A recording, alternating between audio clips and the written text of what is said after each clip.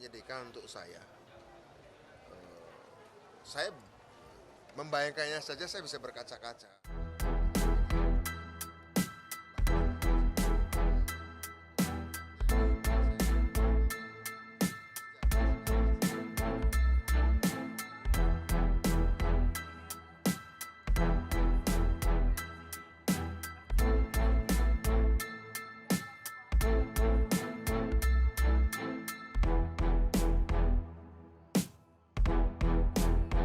Itu akan sangat menyedihkan untuk saya.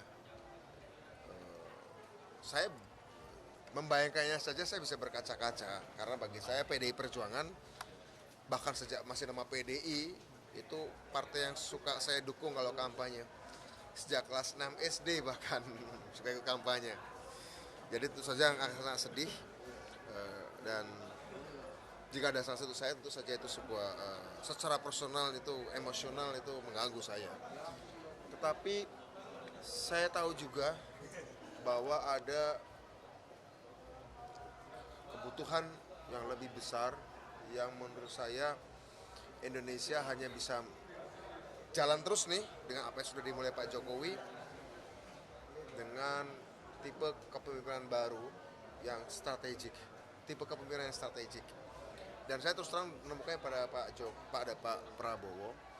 Karena kita tahu Pak Jokowi pada periode keduanya sudah meletakkan dasar bagi kepemimpinan strategik. Pada periode pertama Pak Jokowi itu kepemimpinan populis. Pada periode kedua 2019 Pak Jokowi ke lebih strategik sehingga menurut saya penlanjutnya pun harus tetap mempertahankan itu bahkan dikuatin. Apalagi kalau kita lihat tantangannya besar banget. Akibat pandemi, tantangan ancaman krisis pangan akibat perang,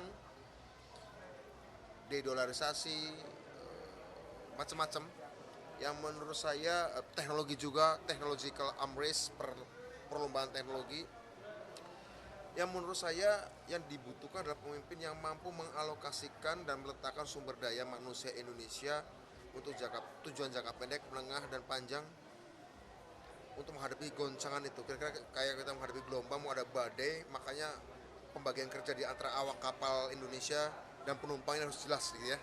Sehingga polarisasi perpecahan harus diredam sedikit mungkin dan itu butuh yang strategis. Berarti itu ada di berapa Pak? Saya melihat tidak sempurna Pak Prabowo, tidak ideal, tapi relatif dibandingkan yang lain. Nah, karena itu bagi saya kepemimpinan strategik penting untuk menjaga persatuan nasional.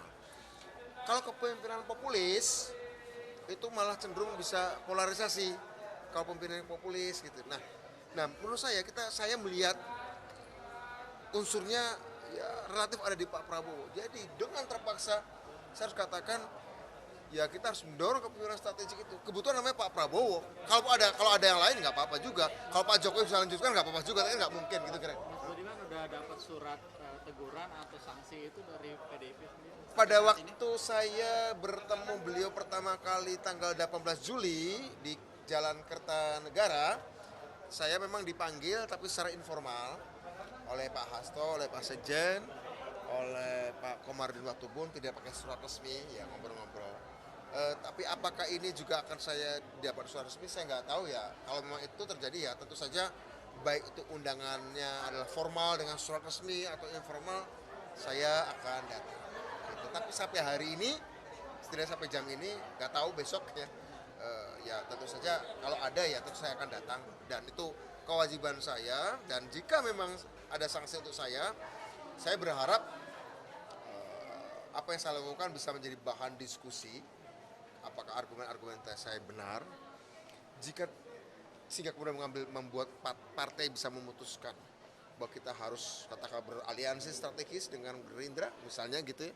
Bisa aja kesimpulannya begitu sehingga saya tidak dinyatakan terlalu salah karena toh pada akhirnya partai katakanlah mengambil kesimpulan dengan argumentasi saya ketika saya diwawancarai, ketika saya pidato kemarin, ketika wawancara saya dimuat oleh media teman-teman akibat wawancara ini kemudian partai yakin oh kira-kira ada dengan kesalahan dan kekeliruannya Budiman ada benar juga kenapa tidak kita pertimbangkan untuk membangun aliansi strategis dengan Gerindra misal seperti itu sehingga kemudian tindakan saya ya salah tapi sanksinya tidak harus dipecat.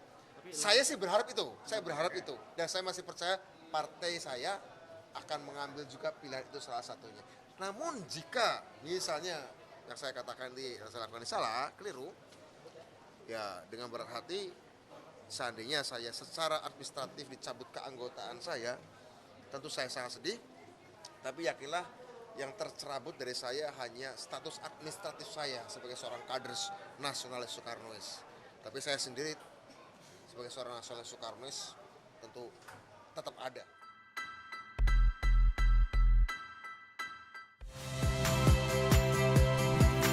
Saya Yasir Neneama. Saksikan program-program Kompas TV melalui siaran digital, pay TV, dan media streaming lainnya. Kompas TV, independen, terpercaya.